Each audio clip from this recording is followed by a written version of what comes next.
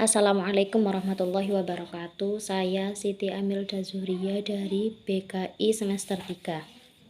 Video ini dibuat untuk mengerjakan tugas UAS mata kuliah logika. Yang pertama yaitu sejak kapan logika itu digunakan. Nah, logika itu digunakan pada saat setiap kita berinteraksi dengan orang lain. Kenapa kok digunakan? Agar cara berpikir kita tidak rancu, tidak sesat. Nah, apabila kita saat berinteraksi dengan orang lain, kita tidak menggunakan logika. Nah, kita akan tidak bisa berpikir dengan baik, tidak mencerna kata-kata si komunikan itu tidak dengan baik. Karena apa? Kita tidak menggunakan logika. Nah, sejak kapan?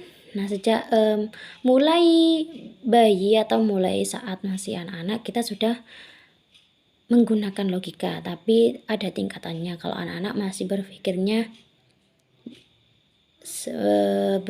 itu sedikit. Kalau seiring dewasa dan ditambahi dengan pendidikan yang pantas, insya Allah logika anak tersebut bisa tumbuh dengan baik. Yang kedua yaitu kapan penalaran deduktif dan induktif itu digunakan. Penalaran deduktif yaitu penalaran yang menarik kesimpulan dari kalimat umum ke khusus. Langsung saja ke contohnya, yaitu contoh mahasiswa mengerjakan UAS. Dino adalah mahasiswa, jadi Dino mengerjakan UAS. Kata mahasiswa di sini bersifat umum karena tidak menyebutkan nama. Barulah yang kedua yaitu Dino adalah mahasiswa. Nah, sudah menyebutkan nama. Kalau sudah menyebutkan nama itu berarti sudah kalimat khusus. Jadi intinya dari kata tersebut Dino mengerjakan UAS karena Dino termasuk mahasiswa. Yang kedua yaitu penalaran induktif, yaitu suatu penalaran yang menarik kesimpulan dari kalimat khusus disimpulkan menjadi kalimat umum. Jadi kebalikan dari deduktif tadi. Penalaran induktif biasanya mengambil kesimpulan dengan spesifik atau hipotesis. Contohnya, Rina mempunyai mata, Rani mempunyai mata, Rini mempunyai mata. Jadi kesimpulannya semua manusia mempunyai mata. Nah, kata-kata kalau sudah menyebutkan nama itu berarti sudah menunjukkan kalau kata tersebut sudah umum, sudah khusus atau spesifik.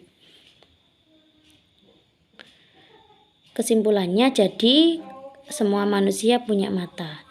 Kalau sudah kata manusia yaitu kata yang umum, tidak khusus lagi. Nah, jadi penalaran deduktif dan induktif itu bagaimana kita menangkap suatu kalimat atau mengambil kesimpulan dari kalimat. Nah, itu caranya ada dua, yaitu tadi deduktif dan induktif. Jika kita tidak memiliki pemahaman penalaran induktif dan deduktif, kita akan sulit menyimpulkan suatu kalimat dan sangat mungkin terjadi kita bisa salah paham mengartikan suatu kalimat. Nah, jadi penting juga untuk dipelajari. Yang ketiga yaitu kerancuan yang ada di sekitar. Banyak sekali kerancuan atau kesesatan berpikir yang sering terjadi di sekitar kita dan harus kita hindari. Contohnya, Serina adalah anak Pak Ustadz. Tentulah Serina ini anak yang pintar karena dia anaknya Pak Ustadz. Nah, jadi kata-kata tersebut adalah kata-kata yang rancu atau sesat karena tidak semua anak seorang Pak Ustadz itu pintar kalau tidak belajar. Kalau belajar ya insya Allah jadi pintar, seperti itu. Nah, jadi jangan langsung kita memvonis wah ini anak Pak Ustadz pasti pintar begitu. Kalau tidak belajar ya tidak pintar meskipun anaknya presiden sekalipun ya.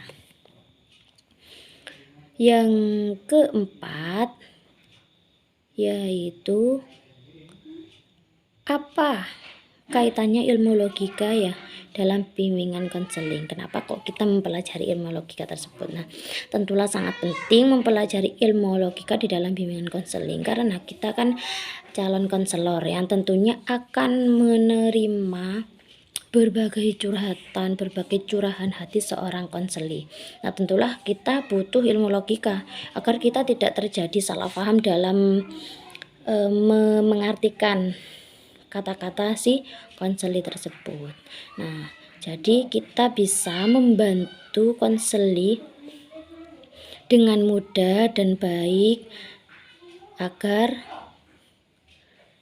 masalahnya itu selesai. Karena kalau misal kita tidak punya ilmu logika yang baik, ketika si konseli curhat begini-begini dan kita salah menyimpulkan, otomatis tidak bisa menyelesaikan masalah, bukan? Ya, kalau kita bisa atau menguasai ilmu logika, insya Allah masalah menjadi mudah dan bisa terselesaikan dengan baik. Demikian video dari saya, kurang lebihnya mohon maaf. Wassalamualaikum warahmatullahi wabarakatuh.